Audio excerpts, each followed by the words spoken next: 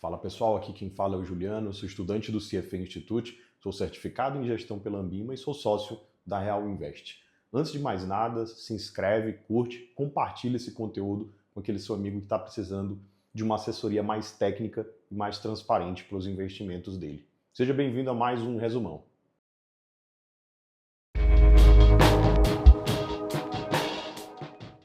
Pessoal, quando eu criei esse canal, o meu objetivo era entregar informação com o mínimo de vieses possíveis. Então, a minha intenção aqui não é passar para vocês boatos ou comentar a notícia ali em cima da hora, no momento em que ela está cheia de incertezas, até inclusive quanto à sua apuração. Então, a minha ideia aqui é mostrar para vocês como as notícias elas impactam os mercados, mas por uma abordagem um pouco mais técnica. Então, toda vez que a gente for trazer um conteúdo aqui, a gente vai mostrar um gráfico, a gente vai mostrar uma tabela, a gente vai dar a fonte, né, que a gente teve acesso para trazer aquele racional para vocês.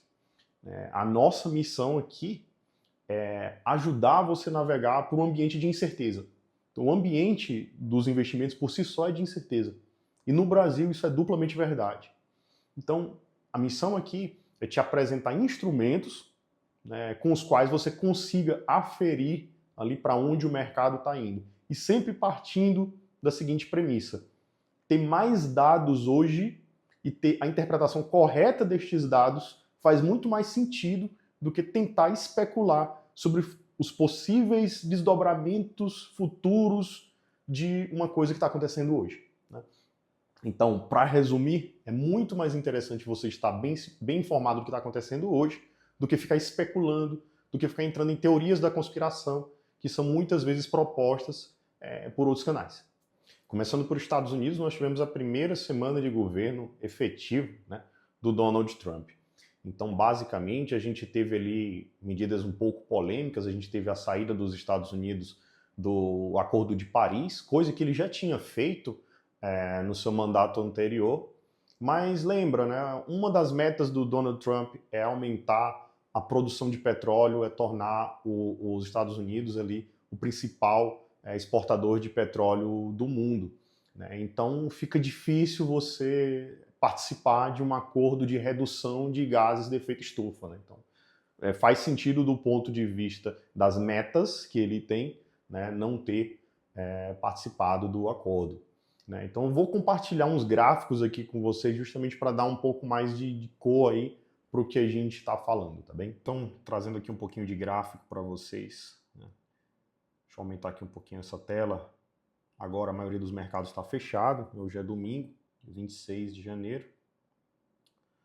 Como eu já tinha comentado com vocês, né, pessoal, VIX segue em queda, ou seja, o índice do medo, como a gente já tinha explicado, segue em queda, tá? Então muito do que foi precificado do que o Donald Trump faria, né, em específico em relação às tarifas ante aos produtos chineses, ele não vem se provando tão intenso quanto era imaginado. Então, basicamente, o Donald Trump e o Xi Jinping semana passada tiveram aquela ligação, então, mostrando aí um possível entendimento, né, ou pelo menos uma aproximação inicial entre as duas potências, para tentar minimizar os impactos da guerra comercial que foi travada e que está sendo travada ainda, mas que foi muito intensa ao longo do governo Biden. Então vou colocar mais outros gráficos aqui, pessoal, para ilustrar um pouco mais. Então um é o DXY, o famoso DXY, está aqui em verde. Então o que o DXY mede na prática, pessoal? DXY mede a força do dólar ante uma cesta de moedas. E que cesta de moedas é essa? A principal participante nessa cesta de moedas, ali com um pouco mais de 50%, é o euro.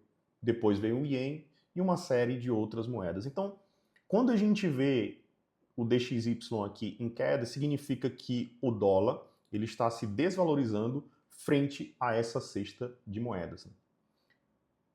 Vamos colocar aqui o realzinho aqui para a gente ver. Dólar contra real.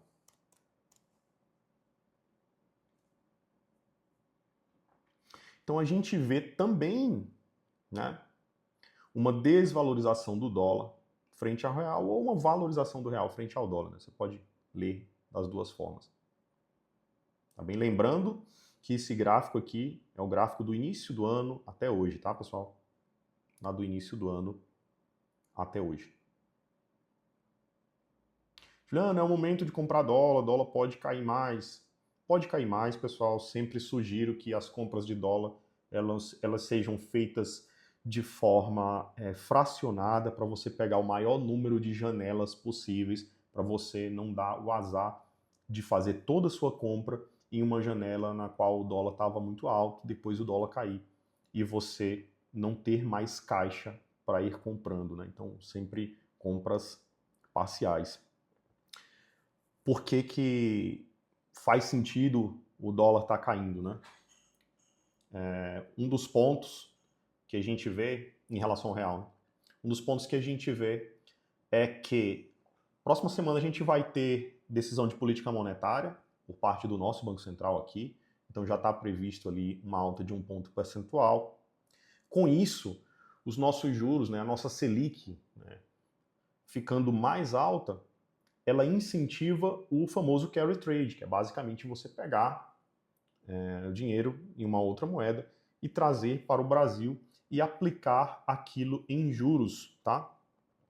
Então, quando nossos juros sobem bastante, né, nossos juros ali, muitos precificam que a nossa Selic terminal vai ser ali acima de 15%, né? Isso favorece o fluxo de capital para o Brasil.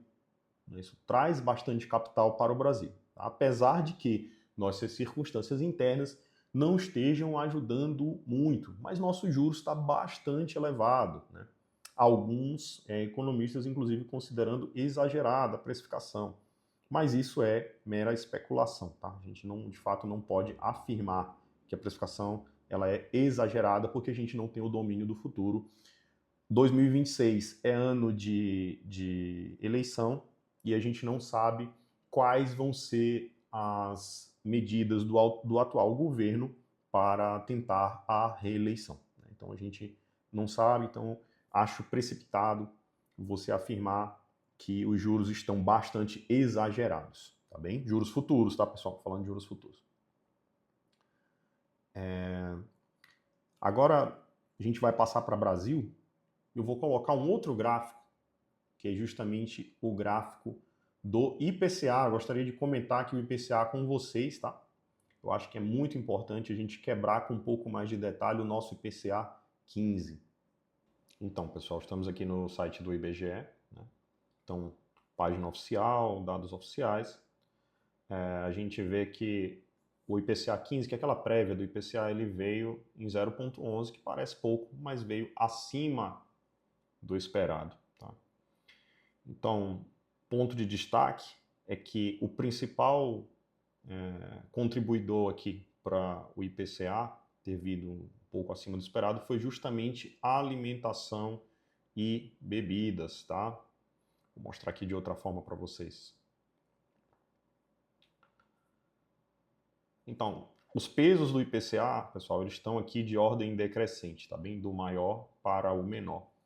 Salvo engano, o peso de alimentação em bebidas dentro da composição da cesta é de aproximadamente 20%, acho que um pouco mais de 20%. Ou seja, quando existe um aumento da inflação de alimentação e bebidas neste grupo, a contribuição para o IPCA de forma geral ela é extremamente expressiva, porque ele tem um peso maior do que todos os outros, tá bem? Então, quem puxou a nossa inflação, o nosso IPCA 15, foi alimentação e bebidas, que é uma grande preocupação do governo, uma vez que a alimentação e bebidas é grande parte dos gastos das pessoas de renda mais baixa. Então, uma vez que as pessoas perdem o poder de compra da alimentação, isso traz um desgaste muito grande para a imagem do atual governo. O que você consegue ver ali já em algumas pesquisas de popularidade do governo atual.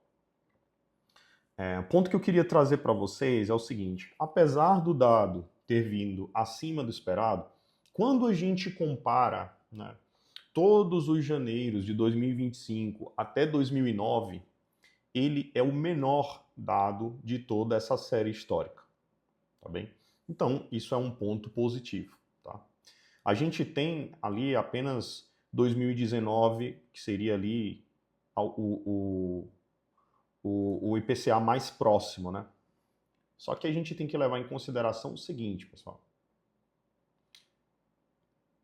Olha quanto está a nossa taxa de juros hoje, tá? 12,25 e já vai subir para 14,25, né? Agora nessa próxima reunião vai subir para 13,25 e depois 14,25. E olha quanto estava a taxa Selic lá em 2018 e 2019. É óbvio, a gente sabe que existe um delay de política monetária, então, uma vez que o Banco Central vai implementando os aumentos de juros, não é imediata essa repercussão dentro da economia, então leva um tempo, né? Como se estivesse ali ajustando ali a temperatura do chuveiro elétrico, né? Principalmente que tem chuveiro a gás ali, quando você vai abrindo, você vai fazendo o ajuste e demora um pouco para chegar na temperatura que você quer. Então, basicamente, o ajuste de política monetária, a condução de política monetária, ela se assemelha um pouco no sentido de ter esse delay entre a taxa subir e a consequência aparecer de fato dentro da economia. Passando para a agenda dessa semana que está começando, nós vamos ter dados muito importantes, tanto no Brasil quanto nos Estados Unidos. Para começar por decisão de política monetária, que a gente vai ter tanto aqui quanto lá. É óbvio que aqui a gente já sabe que a gente tem uma alta de 1% contratada e mais uma adicional, mas o que é importante é a gente ler com detalhe lá no balanço de risco do Banco Central, o que ele entende como são riscos potenciais para precisar subir os juros um pouco mais ou não. E também a gente olhar o Forward Guidance, ou seja, quais são os próximos passos de política monetária. Então, essa é a parte mais importante que a gente vai ter que ler do comunicado. A gente também vai ter dados muito importantes de mercado de trabalho aqui no Brasil, relatório do CAGED, relatório de desemprego, um dado super importante que é a relação dívida bruta PIB aqui no Brasil, que a gente tem que estar acompanhando de perto, como eu já tinha comentado com vocês em outros episódios. Vamos ter lá nos Estados Unidos também relatório de dados de estoque de petróleo. Como eu tinha comentado lá no início do vídeo, é super importante para o Trump aumentar as perfurações, aumentar a produção de petróleo nos Estados Unidos. E estar acompanhando os estoques de petróleo é muito interessante para a gente daqui para frente. Sempre foi, mas agora tem um peso adicional. Então é isso, pessoal. Espero que vocês tenham gostado. Dá o like, se inscreve no canal e compartilha com aquele seu amigo que está precisando de uma assessoria um pouco mais técnica e, acima de tudo, mais transparente. Forte abraço e até a próxima.